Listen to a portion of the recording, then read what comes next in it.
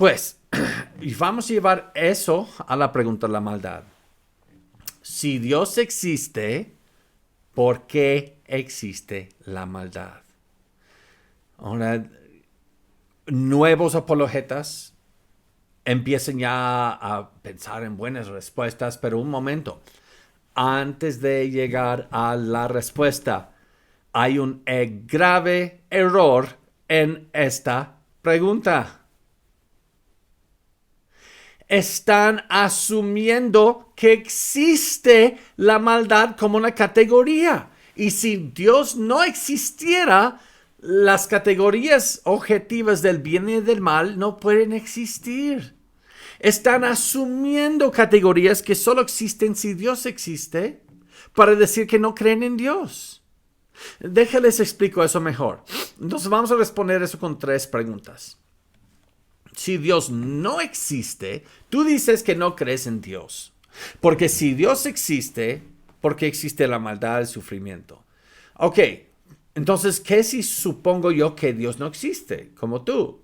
Entonces, ¿qué es la maldad?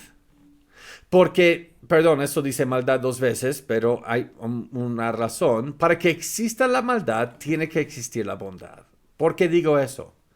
Porque la maldad es contingente a la bondad. Ok, aprendan esa palabra, contingente.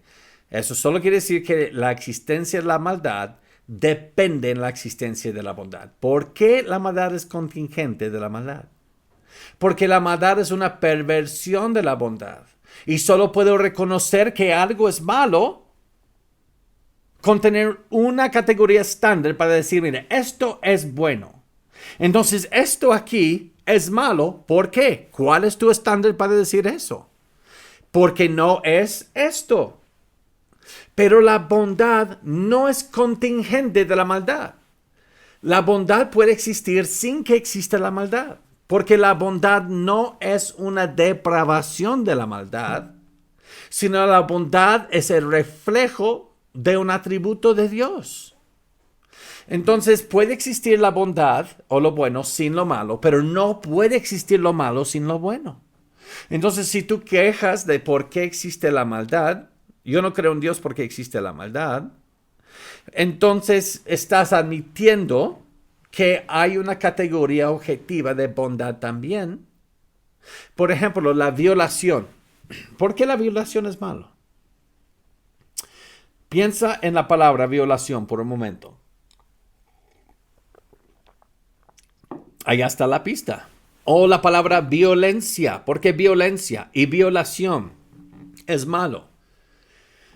Porque está violando un estándar objetivo de lo correcto, de lo bueno. Pero para que exista la bondad y la maldad, ¿cómo puedes distinguir entre los dos? Tiene que existir una ley moral universal que distingue entre los dos. Porque si tú me dices a mí, yo no creo en Dios porque existe la maldad. Y te digo, dame un ejemplo de la maldad. Pues, violaciones. ¿Cuál es tu estándar para decir que eso es malo? Para mí es bueno. ¿Qué si yo dijera eso?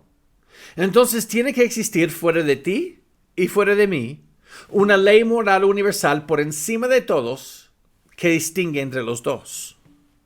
Pero para que exista una ley moral universal, tiene que existir un dador de esa ley. O si no, sería ambigua. De la imaginación de hombres. Pero tú acabas de decir que tú no crees en Dios porque existe la maldad. Entonces, si no existe el dador, entonces no puede existir la ley moral universal. Si no existe la ley moral universal, las categorías de bueno y del malo no existen. Entonces, tu pregunta, si Dios existe, ¿por qué existe la maldad? Es una pregunta que no tiene significado. Tienes que primero suponer que existe Dios para quejar de la maldad. Entonces no puedes usar la maldad para decir que no existe Dios, porque luego tu argumento se contradice.